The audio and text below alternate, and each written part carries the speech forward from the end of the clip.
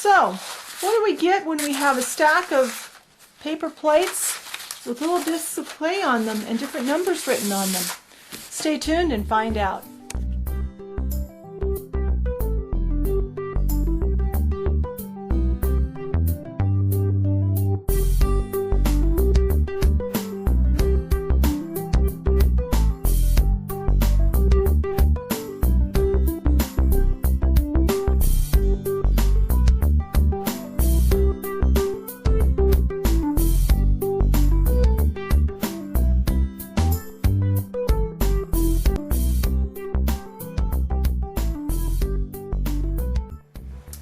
Alright, so we have a jumble of stuff here, don't we? Lots of packages of clay and some interesting things. First, let me tell you what we're going to do, what we're going to learn, and then I'll explain to you what we have here. One of the things that comes up a lot, and has forever, ever since I started doing miniatures and doing clay work, people discuss baking times and baking temperatures for clay. And there seems to be two schools of thought. One group of people thinks or believes that longer baking times are better, it's going to cure better, it's going to hold up better. So they bake for, I know people that bake their miniatures for up to an hour. The other school of thought is we're working with really thin things, really tiny pieces of clay. They don't need to be baked that long. And that's the school of thought that I tend to belong to. If you've watched my videos, you know a lot of times I only bake for 5 minutes, or maybe less if it's really thin. So I decided, this discussion came up again on a couple of groups, and I thought, I'm going to find out. I'm going to test some different brands of clay. I want to see what works better. One of the questions is preventing clay from being brittle, preventing your baked clay from being brittle and breaking. So that's what we're going to look at today. I have 4 brands of clay. I have Cernit. I have it in 2 colors. I have translucent and I have number 1, which is their white. I have some Sculpey 3 in translucent and in tan. I have Fimo in pearl and in translucent. And in Primo, I have their translucent and I have their Ecru, which is their tan color. Decided to do this test in 2 parts. I'm going to do just the colored clays separately, and then I'm going to do mixes of 50-50 colored and translucent, sticking within the brands. So I'll mix the Sculpey translucent with the Sculpey tan, the Cernit with the Cernit, etc. And I'm going to bake them for various times. I've set up a set of paper plates. I have actually 2 sets of these, marked 5, 10, 15, 30, and 60. These are for the plain clay. I have the same set, same mixed, that I'll put the 50-50 translucent colored clay mixed on. I will be rolling out the clay with my pasta machine at the thickest setting and at the middle setting. And I'll be cutting out a disc of clay of each thickness for each plate from each clay. And I'm using this cutter so that we can keep the clays separate. I have these little rubber stamps that are letters, and I'm just going to stamp an S on the Sculpey, a C on the Cernit, an F on the Fimo, and a P on the Primo, so that when I'm done I can pull them up and we'll still know exactly which one is which. For baking temperatures, I am going to bake, I looked at all the clays, and the baking temperatures vary somewhat. For the colored clays, they're all either 265 or 275. So the plain clay, the plain colored clays, I'll bake at 265 for the incremental times that I talked about. Because the Fimo translucent needs to be baked at 230 degrees, that's where I'm going to bake all of the translucent mixed clays at. And that tends to be closer to where I bake most of my clays at anyway. So let me get all of these clays rolled out and cut and stamped, and then I'll give you a look at what I've got on the plates, and then I'll start baking them, and when they're all baked, we'll see how this works. So I have all the clay rolled out and on the marked plates. I am going to go put it in the oven, and the next time you see this clay, they will all have been baked at their assigned temperatures and times. Alright, so these are all baked off. Sorry about the lighting. I had to move out to my living room to have a table big enough to put this all on at once. You can see we have all our little trays all labeled and full of clay. So let's take a look at them one by one. Let's start with the translucent and colored clay mixed. This is the 5-minute tray. And they look pretty much like they did when they went in. They look pretty good. Let's compare that to 10 minutes. 5 minutes, 10 minutes. And I'll put pictures of each of these on the blog post, so be sure and check that out. They look pretty close to the same color. We go to 15, and 15 also looks pretty good. I think the Sculpey, let's see, it shows, it looks about the same. Cernet, looks like the Cernet may possibly be starting to change color. Just a little bit, it's going darker. We get to the 30-minute, and it's definitely a lot darker. You can really see it there, because this is the 5-minute, and this is 30. And I think they've all gotten just a tad bit darker. Definitely by 60 minutes, they're all a lot darker. So let's look at the plain clay, and then I'll set the camera back up on its tripod, and we'll see how brittle and stuff they are. And stuff, that doesn't make sense. See how brittle these have become. There's the 5-minute with just the plain clay. The 10-minute. I'm trying to stand where I'm not blocking all the light. This room is not very good for doing this in. The 15. Again, they're starting to get darker. Definitely Cernet especially, and Sculpey I think too is darker by this point. And the 60-minute. And definitely a lot darker. This is more yellow. Very much has changed its color. So let me put the camera back on the tripod, and we'll see how brittle or bendable or flexible these all are. So let's start at the end of the table here. Let's kind of stack these up. Should have done that before I turned the camera on. My ugly table I'm working on here. So let's work with the ones that are translucent and clay mixed and colored clay mixed together first. So the 5-minute tray. So what do we have? Let's make sure I'm in the camera.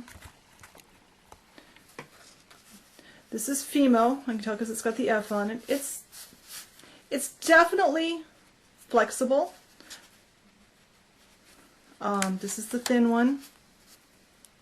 But I can definitely bend it. It's not brittle. It's definitely flexible. Sculpey 3. A little less flexible. And this one has already split where I stopped. Oh, look at that.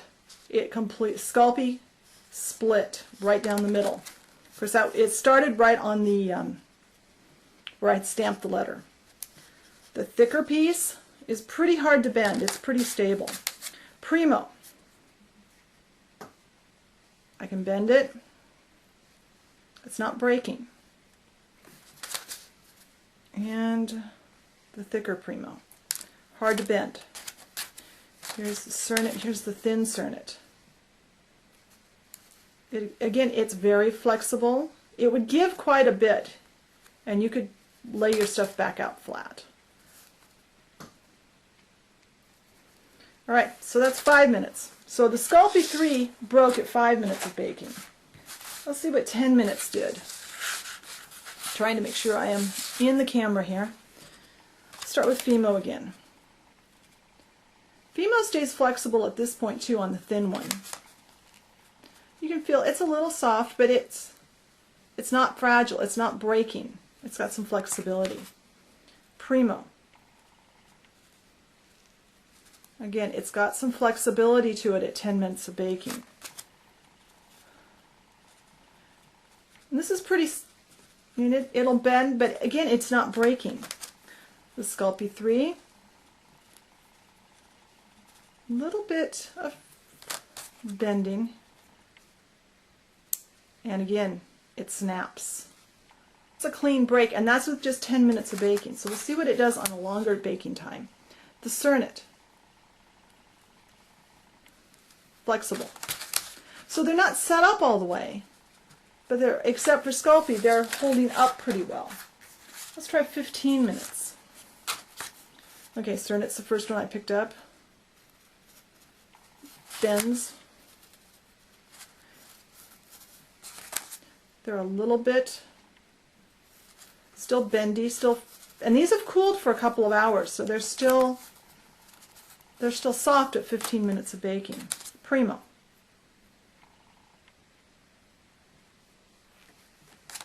And the thicker Primo. I'm amazed at how leathery they almost are. They're almost like a piece of, like a leather shoe in feel. Sculpey.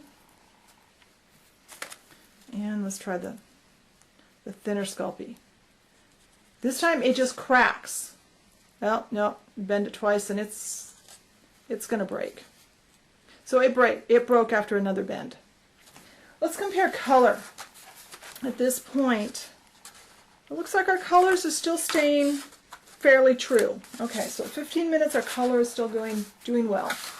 30 minutes, the Fimo. Again, it bends. I'm amazed how leathery and bendy this stuff still is after that kind of baking.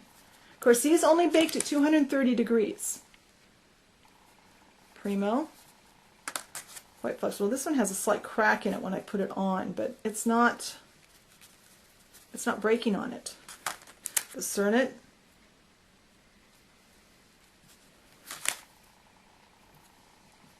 A little more firm on the thick Cernet. Let's see on Sculpey. A little bit firm, not much more. And again, it's going to break. It's going to fly.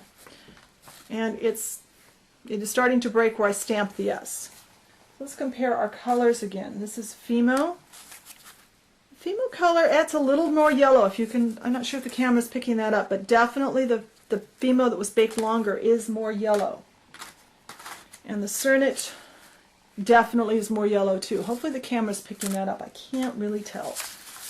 All right, let's go to the 60-minute baking. In theory, this is about as baked as you can get. Cernet, still quite leathery on the thin one. Thick one, it's a little bendy, not much. Fimo too. Fimo is, it's got almost the same texture all the way through. Fimo and the Cernet especially, both of those, they really feel the same. As far as flexibility, as far as brittleness, they feel the same throughout, no matter how long they were baked. The Primo I would say too also, it's got the same flexibility as it had at 5 minutes of baking. How about Sculpey? 3. Now that's a little more firm on the thick one. And it cracked. It tore. So Sculpey is just not going to do, it doesn't do well for us at all. And the color is definitely shifted. Primo has stayed the same, but definitely the Cernet, you can really tell a difference. Hopefully the camera's picking up the difference in color there. How about Fimo? And Fimo too, there's definitely a color change after a longer baking. Now let's go to the clays that were baked at 265 degrees for the various times. These have no translucent in them, they're just the colored clays. So Fimo, the thicker one, a little bit bendy. Fimo broke at 5 minutes very easily. Sculpey, thick one broke, and that one broke. And the Cernet, good breakage here. Thinner Cernet is not breaking. How about the Primo broke? Became very crisp. And that one. So all of the 5-minute ones except these two all broke in half with bending. Let's try this one. This is the 10-minute Primo. Oops. A more forgiving. It's not snapping. It's leathery, almost like the ones with translucent were. Okay, this is the Cernet. Very tough. And the thinner Cernet, very leather. I would say leathery again. It really feels like a piece of shoe leather. Fimo. Slightly bendy. The Fimo. Leathery. How about Sculpey?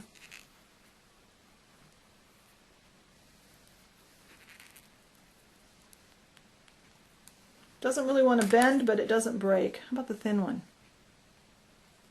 Now it's quite leathery. All right, let's try 15. Primo. Very hard to bend. The thinner one is easier to bend, and it's quite flexible. The Fimo discs, the thick one, somewhat flexible. The thin one, quite flexible. Bends nicely. So it would be very forgiving. The Cernet, again, is very leathery. And the thicker Cernet is leathery. Let's try Sculpey. Whoops, let's drop Sculpey.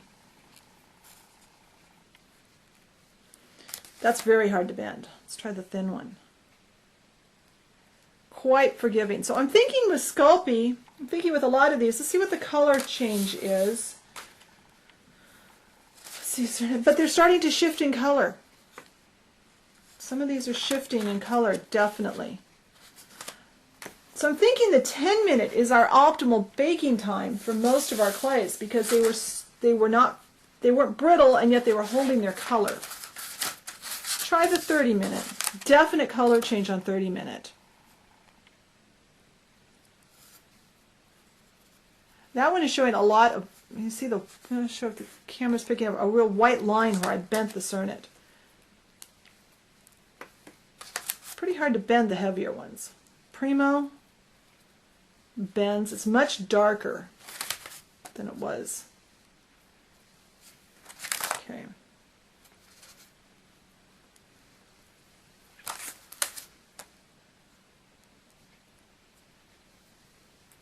Very flexible in the Fimo. How about Sculpey? Sculpey is the one that gave us the most trouble for, and it's really pretty sturdy here. So the Sculpey seems to be much more sturdy when you don't have its translucent in. Either that or it's the difference in temperature. 60 minutes. Try the Sculpey.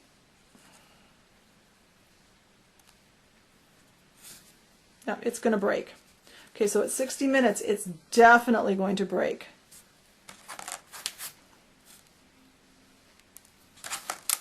And the Primo has definitely shifted color in this one. That's really changed color to almost an orangey from the tan. It's also gotten quite shiny. Very odd looking.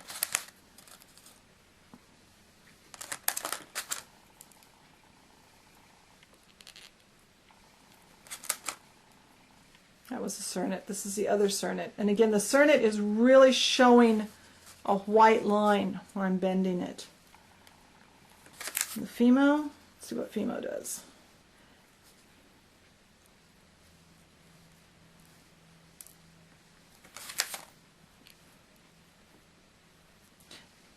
Fimo's pretty forgiving. So what did we learn? Well, we learned that with just the colored clays, none of them hold up on a 5-minute baking. So I'm going to have to reevaluate how long I bake some things. I think the 10-minute is probably our optimal baking time for these thin pieces. And that's good to know. At 10 minutes, the colors have not shifted, and yet they're a lot stronger.